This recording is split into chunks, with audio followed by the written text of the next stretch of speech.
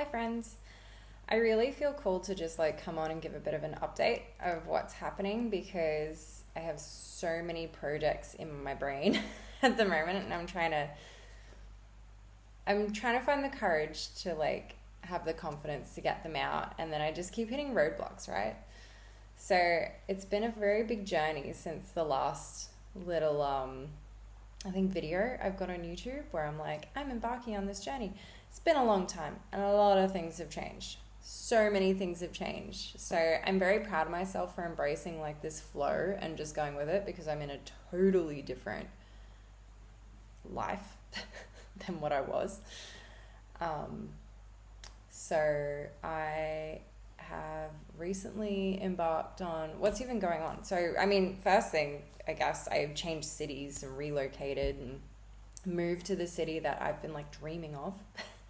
I live on the Sunshine Coast now, which is amazing, and I literally live in a holiday destination, and I just don't understand why more people don't do that. I know it's daunting, but ultimately, like, it's a city. There's jobs. It's not like there's no jobs. You can always start a new job, So I really want to empower people to realize, you can just pick your family up. My kids are young. They're resilient. Children are resilient. My son made new friends straight away. Like, he's fine. And we've all changed our jobs, what we were doing. We're in this new beautiful house and we're very happy, so happy. And the change has been so great for me and the kids, and our family, and just starting fresh. That's such an important thing from everything that I went through with separating from their dad and, embarking on this new career adventure. To figure out what I want to do and find out what, my purpose is here on the planet. So that's been good. I also got engaged. I'm not wearing the ring, but I'm really bad at it. I hate wearing jewelry. I'm not a jewelry person. So whenever I'm at home or, you're like doing lots of stuff as a mom, you're like changing nappies and jumping in and out of the pool because I want to go in the pool all the time, or you're cleaning things, you don't want to wear a really nice piece of jewelry. Like, I'm very big, and my fiance doesn't mind. It's very big on the whole, it's just a thing, we trust each other, we love each other, we don't care. It's like, Anyway, it's just a symbol. It's an old school paradigm that really is, I want to say sacred from how we were raised. I think it's very symbolic. I think the actual ceremony and the actual initiation, that's very sacred, that's symbolic. But, a piece of jewelry is a piece of jewelry. I feel like that was pretty much like, marketing, essentially. Someone's like, you have to have this thing. You have to have the nicest. It's like, anyway. So those are the two major, personal life changes outside of career. And then career-wise, I've started an internship in animation. I wanted to get in there and, honestly, I didn't know what I wanted to do, and I was just open to many opportunities as they arose. I started undertaking this course in creating, so creator content in general. So it's got everything to do from writing to animation to, I think they have some stuff on publishing, and it's great. It's called the Creator Academy, and it is by Spiritverse. Shout out to them. Not that they need it at all. They're much bigger than me. But so far, getting to interact with Jordan Rivers from Spiritverse and his director Rose has been amazing. They're very informative, so knowledgeable, and I'm really loving it. So yeah, and then I got the opportunity to intern for them for this new Elixir series that they're doing, and they've announced a few times on their page, so I'm not spoiling anything. But I'm really excited about that. And then aside from that, which those that know me, I've been working on for the last year and a half, I think now. I've been creating my digital magazine, and it's the first time I really am announcing that properly, because I really believe in this idea. It's such a fantastic idea, where it's really digitalizing this really casual platform for educating yourselves and just finding out more information. Because my issue with the internet now, as it stands, and YouTube as I'm posting this, is that I don't know what I want to know. I don't know what to look up. When something comes up, I want to, find out how to patch the hole in the wall because the curtain rod fell down. So I'm going to look it up on YouTube. Or a recipe, whatever it is. But I miss the days where you're like, oh, there's a magazine, like sitting at the doctor's office, and you're like, oh, a magazine from, now it's from like 2020, because it's like 5 years ago, no one's buying them anymore. And you flick it open, and you're like, oh, I didn't know that. Or, oh, that's a great idea. Like, you just get this inspiration from something you didn't already derive from your mind.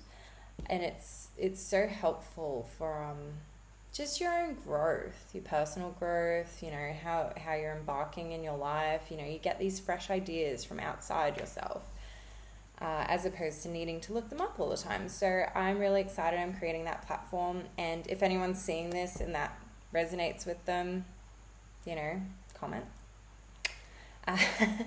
Because it's been quite difficult building it myself. I used to have, my good friend was helping me and was my business partner, and it just sort of fell flat, and it's gone a different direction. So, but that's great. She's embarking on her own journey as well, as we all are. And I think it's, it's to our detriment to really promote those negative feelings of like jealousy or enviness or anything like that. Like, it's just, why have it? Everyone's capable of doing whatever they want at the end of the day. And empowering ourselves to realize that and know that, just gets rid of so much negativity in the world. And it's funny because I say all this and I seem like such a positive queen or whatever, and it's like, I'm not. Actually, I came about all of my spiritual realizations, my spiritual awakening, everything I've ever done, my career progression in construction, and even now, through pessimism. Pessimism is actually the biggest fuel for me. Just the other day I was giving my best friend advice. He's having a lot of issues psychologically and with his anxiety. And I was like, honestly, sometimes the best medicine is like, hey, this voice in your head, it's meant to be a best mate. Do you let your best mate talk to you like that? And that was from one of my friends' advice back 10 years ago when I was really struggling mentally as well. And she's like, do you let your best friend talk to you like that? Like, that's the voice you listen to every day, all the time. And I was like, actually, no, that's not cool. And how do you get that person to stop being a bitch? You tell it to F off. So, more handy tips like that, probably in a bit of a nicer way. But yeah, I find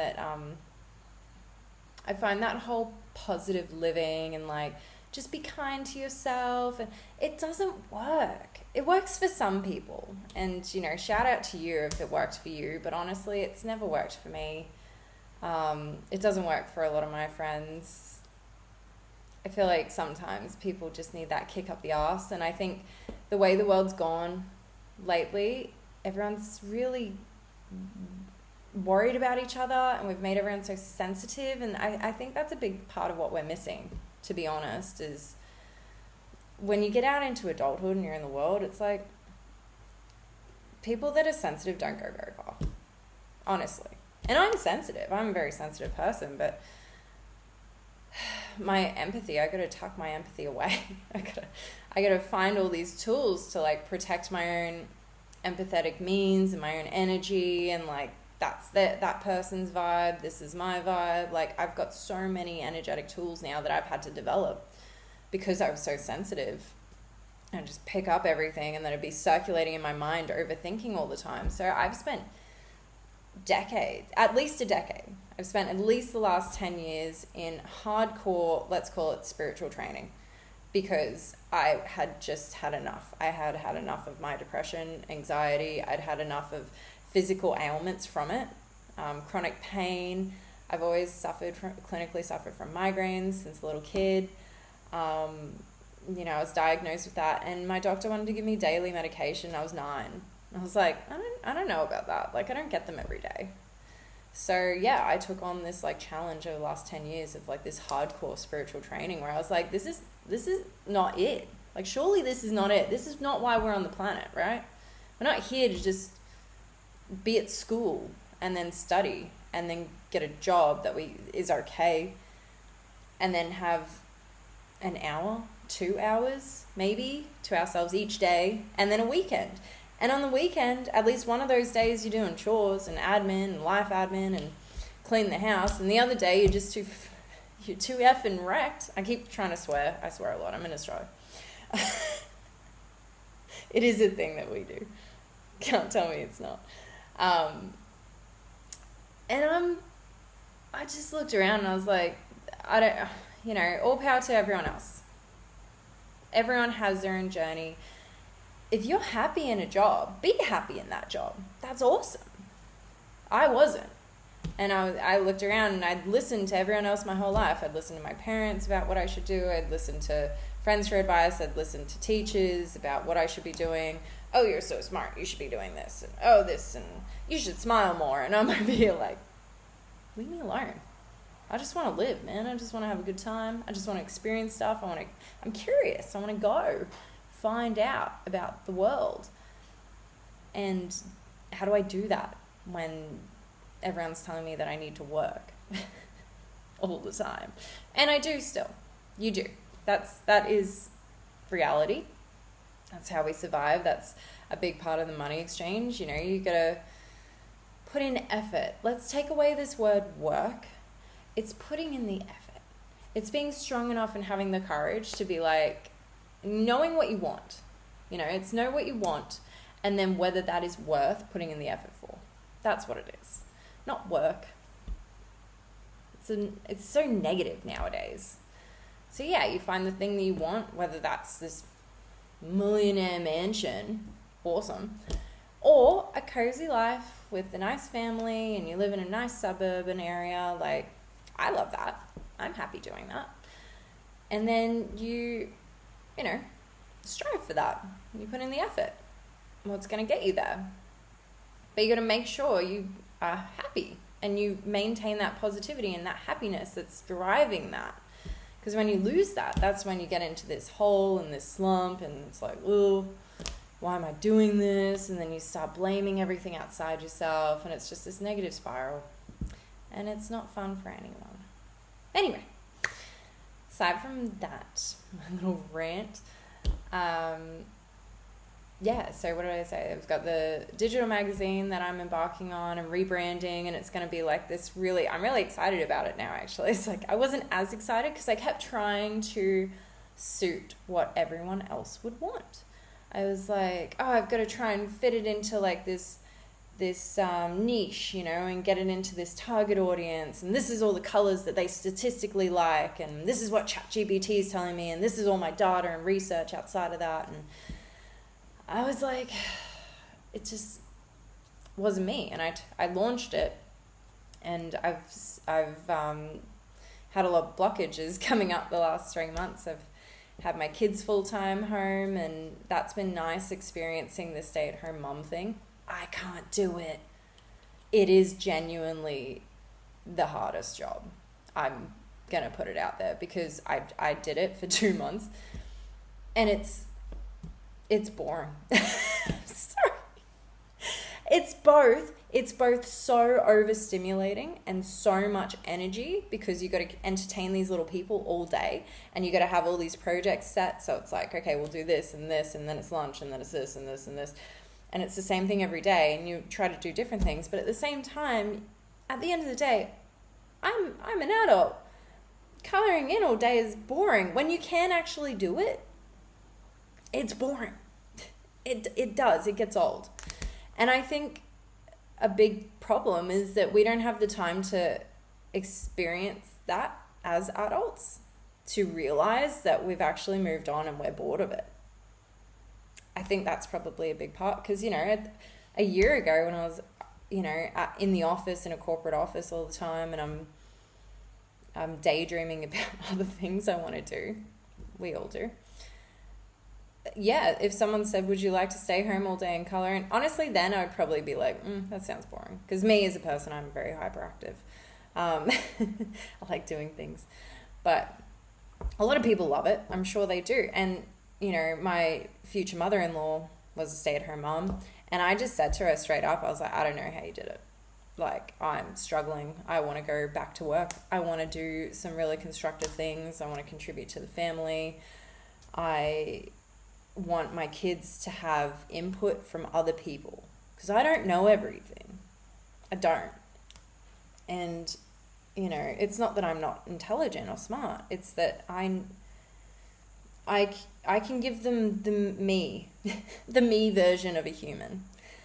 But how we learn is through community and lots of people, you know. And so the exposure to lots of different people from a young age helps them with their communication and interaction, negotiation, and being able to regulate their empathy, because that's how I did it. I was at school from when I was like, I think 6 weeks old or something, because my parents owned their own business and they couldn't stay home with me.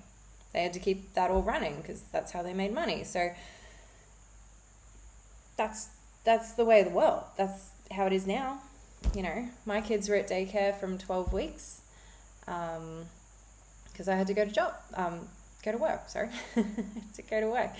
And then, yeah, I left my ex and I took that plunge and was like, this isn't it. And I think, you know, it's not that I think, I know the reason I was able to take that plunge was because I had taken the dive of separating from their father.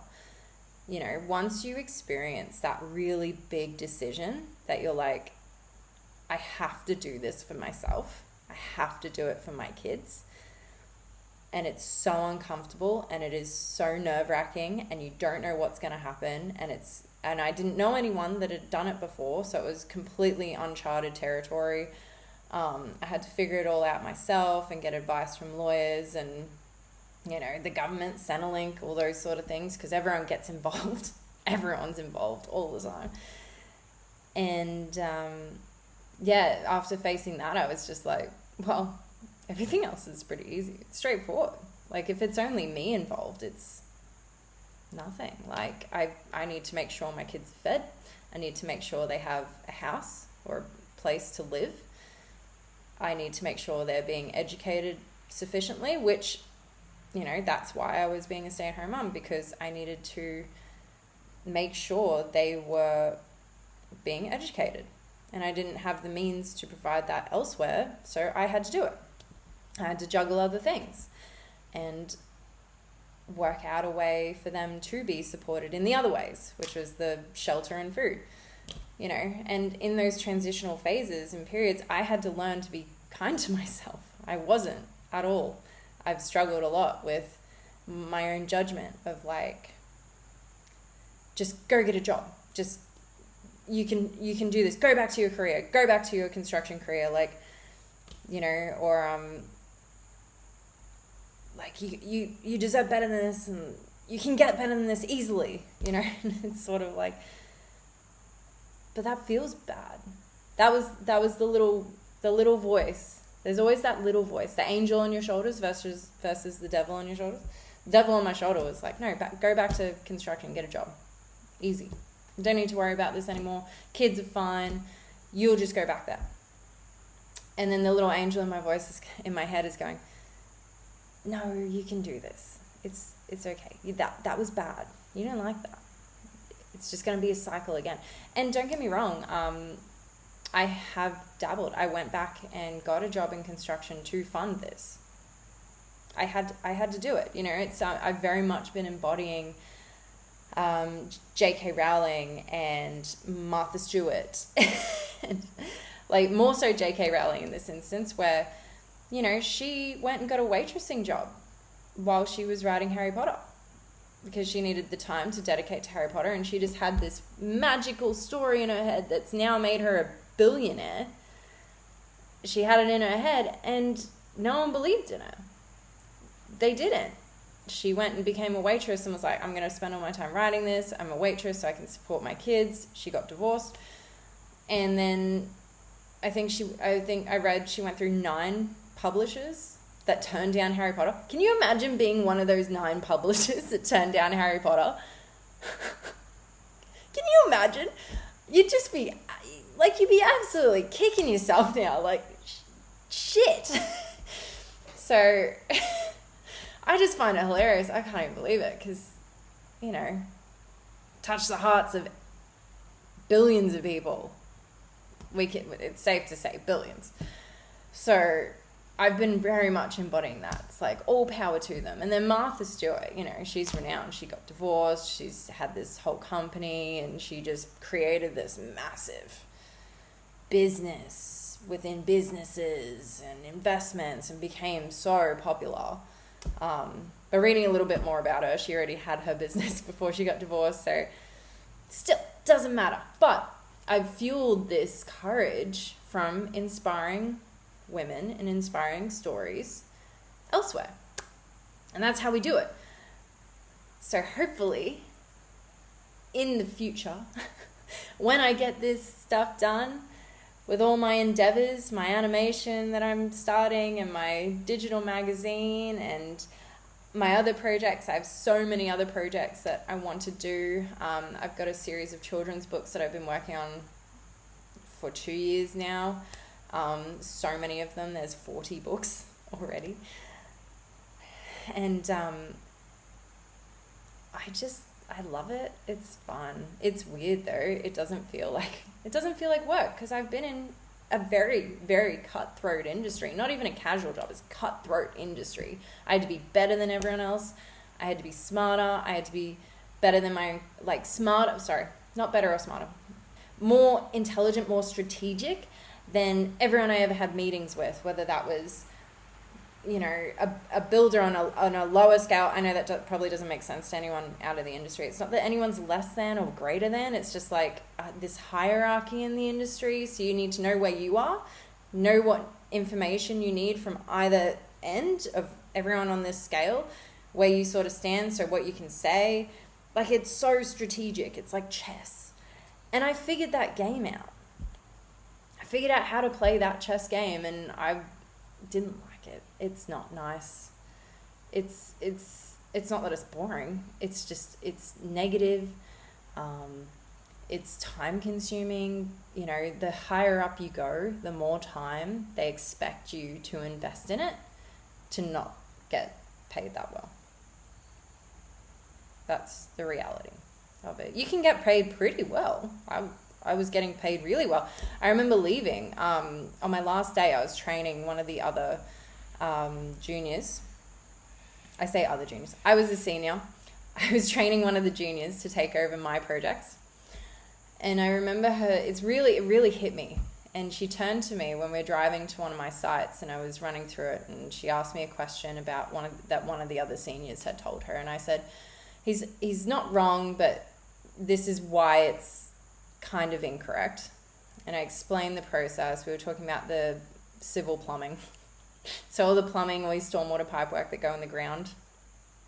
Anyway, and I was explaining to her what her question was, why he was quite a little bit off, what we were going to look at. And she turned to me and she said, "You're really good at your job." I said, "Yeah, that's why I'm a senior. That's why I'm teaching you how to do it." She said, "But why are you leaving? Like, you're actually good at this. You know what you're talking about." And that's why I said to her, and I said really plainly, I said, "Because I don't like it. It's not because I'm not good at it. When you practice anything, when you learn how to do anything, you become good at it. It's what I was saying before. It's the effort. It's the dedication to wanting to do that thing. I wanted to do that thing because I had daddy issues. Put it out there. I wanted to impress my dad. My dad's a builder. He was in construction.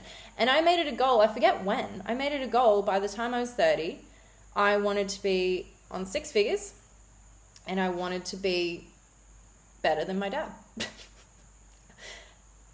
Love you, Dad, if you ever see this. I do, always. But they were my goals. They were my drivers. Was like this, I'm going to prove myself. I'm going to do it. And he knew I could do it. That's what he always pushed me for. He knew I was capable. And I kind of hated that, but it's what got me this drive. So it's a good thing. But every negative thing that happens to us, like I just said, can be seen as a positive. It can be a good thing. It can be a driver, which is what the spiritual industry and spiritual people, they're all trying to say. Life lessons, it's how you think of them. You can decide that something terrible happening to you, like losing every important woman in your life in the space of 2 years, 3 years. Yes, that was extremely traumatic for me. I went through so many things. I had just had my son, so it was postnatal depression. I had grief depression then. I had already been struggling with depression before that. I was in abusive relationships. And then they all went, all my soundboards, all these people, these women that I was relying on, and they were gone. And I still, every day after she was gone, I remember thinking like, no, not thinking. I remember seeing every day different things that could be a positive as to why she wasn't there anymore. And they were the tiny little things that would keep you going. You know, when trauma happens, you got to look for the whispers, the tiny things to keep you going. Because the only alternative is to stop.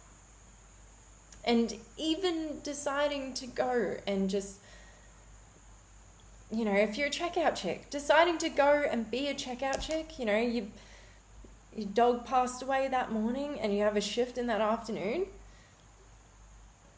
I recommend not going. First off, I would recommend staying home because it's very important to feel those things. You have to feel them and be with them and sit with them and acknowledge them and process, not ignore them. That's what causes the depression. That's what's causing all this anxiety build-up and depression. We're not addressing them and sitting with them and feeling them. We're pushing them away and being like, this is more important. We're making something else more important than ourselves. Anyway, but say that checkout chick went to her job. If she didn't, would she have gotten some good advice from that lovely old lady that decided to buy a chocolate bar? I don't know. Whatever it could be. But just that little smile, because that example, your dog isn't dying right now. The checkout chick's at work now. It happened this morning. This is an example.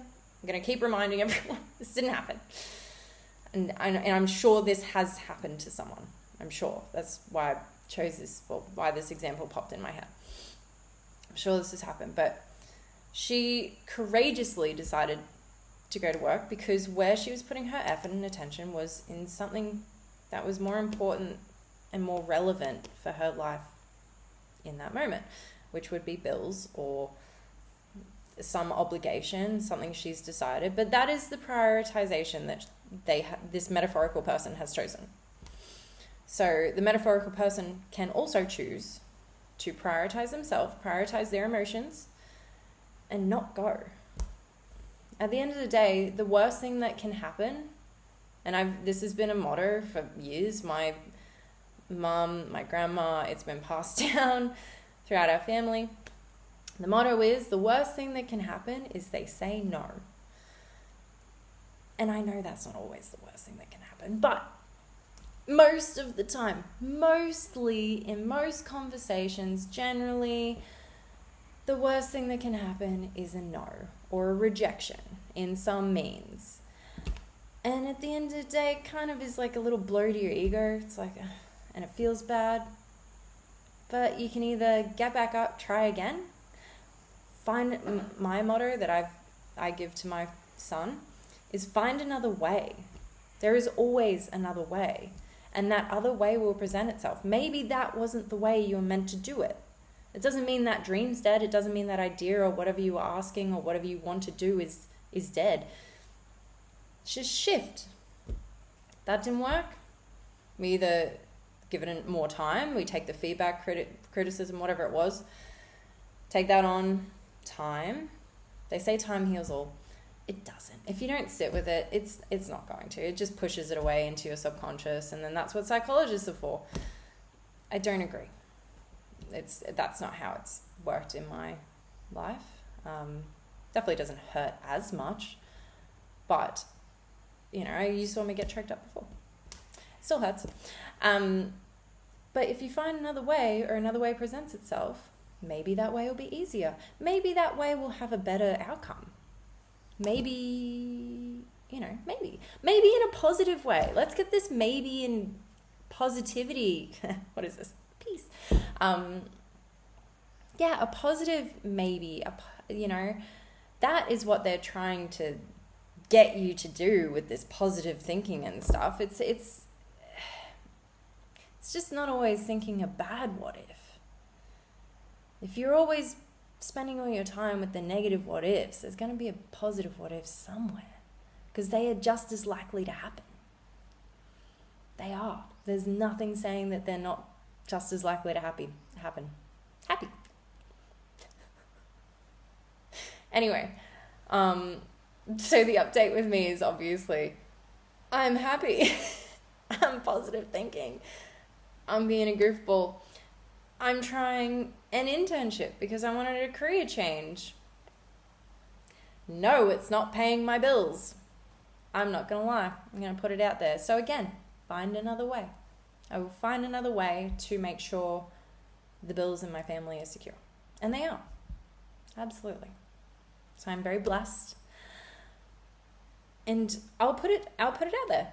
The universe, fate, me,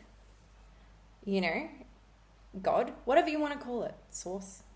There's all these names. But me, I am that. I'm in control of those things. And I chose to follow the vibe. I always want to kind of call it a vibe. It's like, oh, the vibe feels pretty good over there. We can all feel it. There's a good vibe in this room. You're a good vibe of a person. That's a bad person. That's a bad vibe. Don't like that. Follow that. Have fun with it. Where will it take you? I'm very big on YOLO, guys. You do. You only live once. I don't care what they say. I hate it. It's actually one of the banes of my existence when someone says to me, maybe in another life. No. No. There is no other life. No. There might be something after death. There might be a past life, a future life, whatever, but it's not going to be the journey. It's not going to be this storyline that you're living, is it? No. So you get that opportunity, you seize that mofo. You think those come around every now and then? No. Opportunities are for you. It's a choose your own adventure story. You remember those when we were kids? I don't know how long they've been around, but they've been around forever. Now they have Bandersnatch on Netflix. It's a choose your own adventure Netflix show. It was a good show. I didn't mind it. My point is, it'll take you down a new route. That's if you start thinking of it. What's that movie? The Adjustment Bureau? Think of it kind of like that. Rather than these creepy men in trench coats with their hats running around trying to fix everything. They don't exist. They're not there. But the journey, the path of like, oh, do I take this route or this route? This seems like a cool opportunity. It's a pretty cool vibe, but inside I'm screaming. It feels scary. I don't know if I could do it. Maybe. It'd be cool. So much resistance, so much hesitation. The other path is like the same. It's the same thing. Nothing will happen. Oh, I'm safe there. I'm happy there. I'm comfortable. Like, I don't need to change anything. I don't mind where I'm at. I don't need the chocolate. I'll settle for a biscuit. I don't know why that comparison came into my head. That's kind of what it is. I don't like biscuits. I'd rather, if I'm going to put that much sugar in my body, I don't want like the full-on delicious chocolate. I want a Lindt ball, not an arrowroot. Australian reference. I don't know whether they have that overseas. I want a Lindt ball and not an arrowroot. And I know Lindt is not Australian. I'm aware. Anyway. So, I actually came on to talk about like one of my endeavors that I want to set up and all these roadblocks that I'm having with it. And it's just, and that happens, guys. There's roadblocks. It just is. And it's not that you're not meant to do something. Again, it's just find another way. And my other way is that I bought a drum set and I want to learn how to play the drums because I've always wanted to. Everyone has. I don't have the time. Well, I'm going to make the time.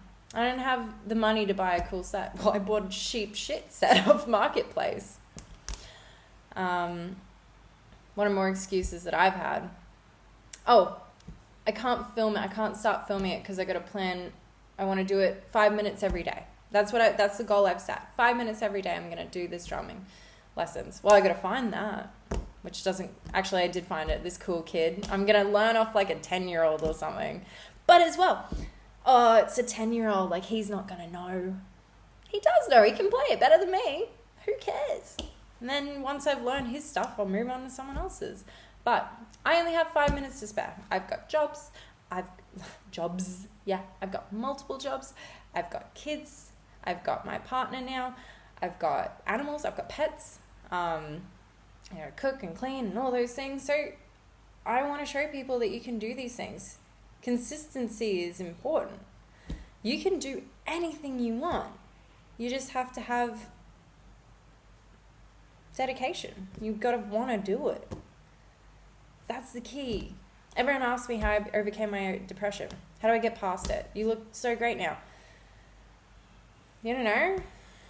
The first thing I ask every single person is, are you ready? Are you ready to overcome your depression? And I can guarantee you, even in the last couple of months, the last 2 months, I've asked 4 people this.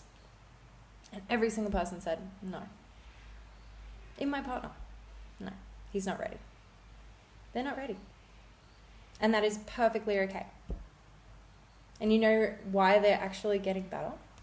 Because they have someone in their life like me that is supporting that decision. That's it. It's their decision that they are realizing. They're empowering themselves because I'm giving them a choice to proceed and try to learn off me or be themselves. How they feel like themselves right now. Perfectly fine. But yes, back in my drumming thing. I did buy a shit kit off Marketplace, and I'm missing like some pieces on the top out and stuff. And so it's put this like huge block on it for ages. Like, I just need to buy this one thing. So I will. Anyway, okay. This has been my really long-winded ranty update. And I love everyone so much that's actually seen this. I just felt like really coming back and showing my face. Feeling a bit more confident again. Because I've been feeling a bit because I haven't been recording. I have so much footage on my hard drives and stuff. And I just was trying too hard. How do I do it? How do I structure it? How will people like it? What do I do? What platform's the best? Maybe I shouldn't do that. Maybe I'll try this. Like, so much overthinking and second guessing. So much. It's insane. It's too much. But positive overthinking. It's still there. That's the thing. It's like, I think it's just like a brain process now, guys. I don't know. I'm going to start speaking against modern day science. It's weird. It's a weird vibe for me because I love science. I'm a scientist. And I realized very early on in like high school biology that I love observing. Observations are my scientific data collection. So I observe everything. And what I've observed in humanity is where we all overthink.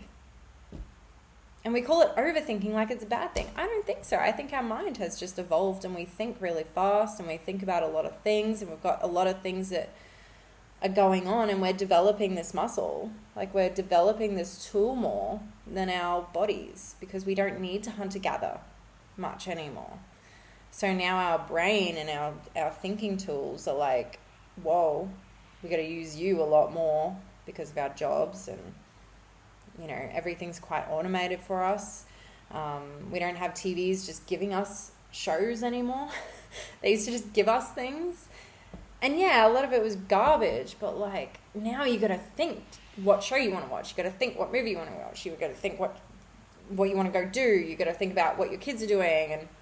And then we're trying to automate a lot of those processes to be like, AI can tell me when I do all these things.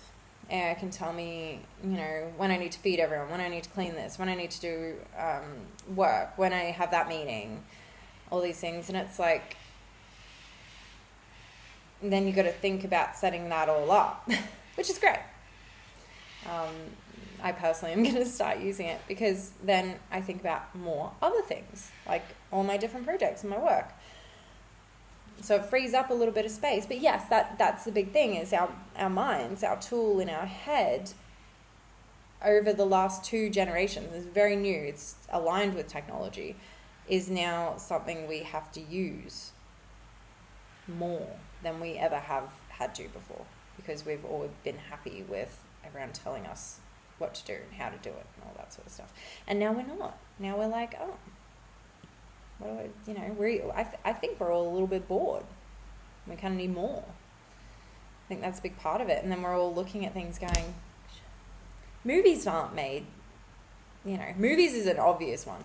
They're crap these days, let's be real. They're all sequels or remakes, and like there might be a good one out of the blue somewhere, but like compared to like 90s and noughties movies when it was like prime, they were just good. Like you can nearly just go to any of them and it'd be pretty good, really. And now it's just like, And then we've all watched them millions of times over and over again. There's Just Something About Mary. I watched that last night because my partner hadn't seen it. And I've seen it hundreds of times. And it's still a great movie. But where's the next There's Just Something About Mary? Like, you're out there somewhere. You are there. I know they exist. And it's just like, you're hiding in a bank teller job. I don't know. You listen to your dad or mum that said, no, you have to do it this way. Anyway, if any of that resonated, I hope it did. Please comment, actually. I would love to hear from you, because I really get like fueled off like people that don't think I'm insane. Laughs insanely. No. People that know me know I'm not insane, so that's all I need. I don't need any validation other than myself. It's nice getting it from other people. But I really just want to make people smile. And I love meeting new people. I'm a big people collector. It sounds weird, but I don't know a lot of things. I don't know. So there's so many people out there that would know different things to me. It's not that they would know anything more than me. Probably the same, but completely different environments, completely different upbringings, completely different person. Of course they're going to know things that I don't. And it's silly to think otherwise. No one can ever know everything. They can't. Anyway, 444. I'm out.